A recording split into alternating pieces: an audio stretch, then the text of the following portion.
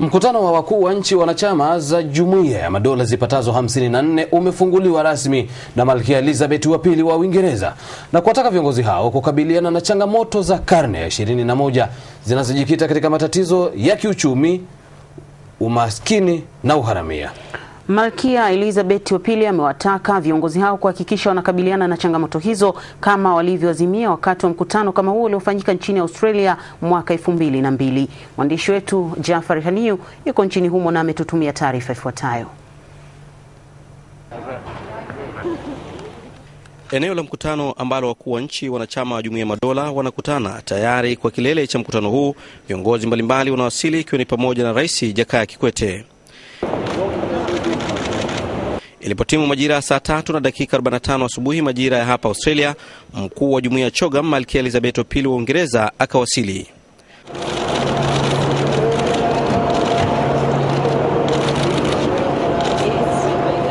Makaribisho maalum kwa wakuu wa nchi wanachama wa Jumuiya ya Madola yakawadia mmoja baada ya mwingine. His Excellency Mr. Jakaya Kikwete, President of Tanzania.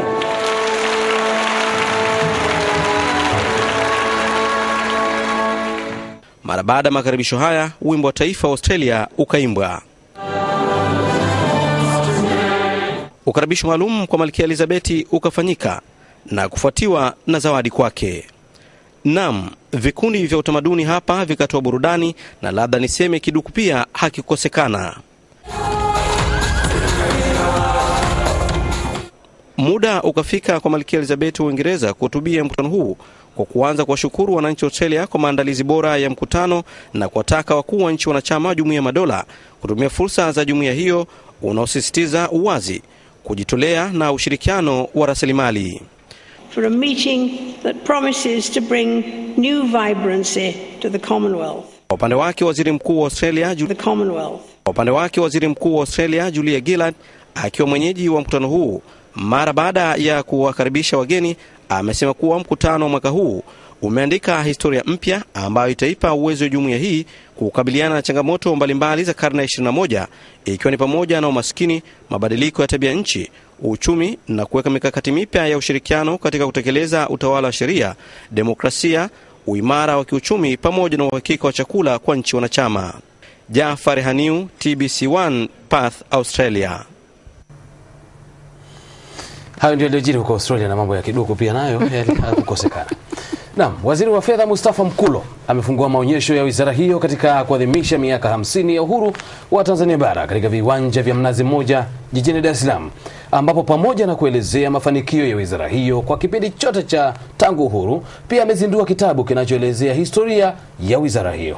Waziri Mkulo amesema ndani ya miaka 50 ya uhuru wa Tanzania bara, serikali imeweza kuboresha maisha ya watu wake na kukuza uchumi wa nchi kwa kutekeleza mikakati mbalimbali ya kuimarisha huduma muhimu za kijamii zikiwemo afya, elimu, miundombinu ya barabara na huduma ya maji. Mwandishi wetu Rahel Muhando amehudhuria ufunguzi wa maonyesho hayo na kutuandalia taarifa ifuatayo.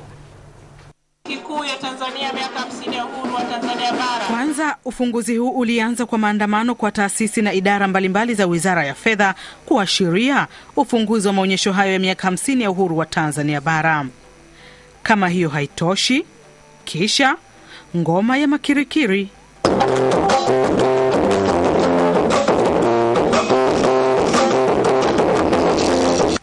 Mara baada ya burudani hiyo, Waziri Mkulo akazungumza na watu waliohudhuria katika maonyesho hayo, ambapo amesema serikali katika kipindi cha miaka 50 ya uhuru wa Tanzania bara imepiga hatua kubwa kimaendeleo ikilinganishwa na miaka ya nyuma. Hali ya maisha ya Tanzania ilivyo leo sivyo ilivyokuwa wakati tunapata uhuru mwaka 1961. Watu wengi wanapata huduma za kijamii kama vile elimu, huduma za afya, maji na barabara. Lakini ni zipi changamoto za wizara hii? Uhiari hafifu wa kulipa kodi kwa makundi yote ya walipa kodi, hususan katika kundi la sekta isiyo rasmi, yani informal sector. Udanganyifu na ukwepaji wa ushuru wa forodha na kodi nyingine. Na hatimaye Waziri Mkulo akazindua kitabu kinachoelezea historia ya wizara hiyo.